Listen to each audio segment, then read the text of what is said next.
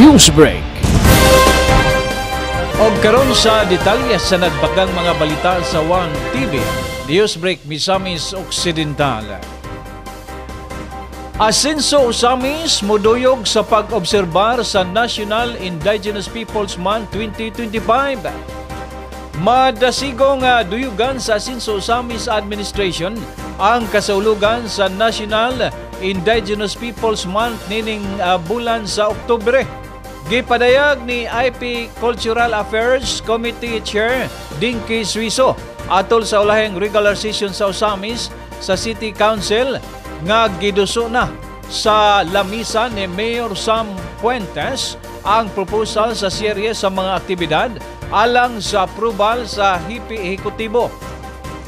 Tipik og bahin sa mga aktibidad mao ang gikatakdang programa sa Barangay Ginguna. Din ang 5 ka ancestral domain barangay apil na ang Ginguna mutambong usab sa 2 ka adlaw nga aktibidad sa Oktubre 24 ug 25. Obligado nga duyugan sa LGU ang bulan sa mga IP gumikan kay gawas nga pagtahod kini sa kagikan sa mga usamisnon. Nakalatid usab kini sa Presidential Proclamation 1906 nga ang bulan sa Oktubre paghinumdum sa lumad sa nasud.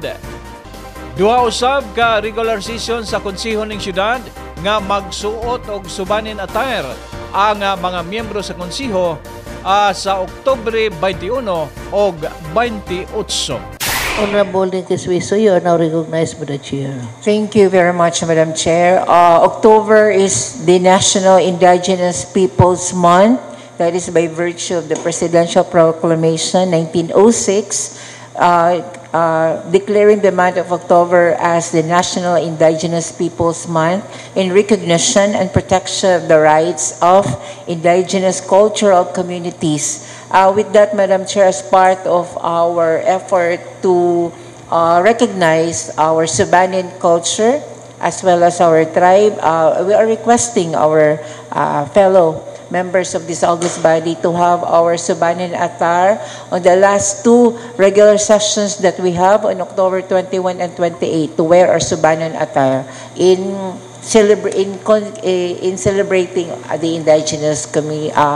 indigenous cultural community celebration, Madam Chair. Is there any particular activity for the IP? Yes, we have submitted our proposal to the Office of the City Mayor pending the approval. They are requesting for an IP address which will be held in Gingona. The date will be revealed next session because they're still waiting for the approval. But they are targeting October 24 and 25 for the IP address. Madam Chair. To honor the celebration, Honorable Suiso is requesting this august body to wear IP. IP attire, Subanen attire. Subanen attire. What about for the men? Subanen.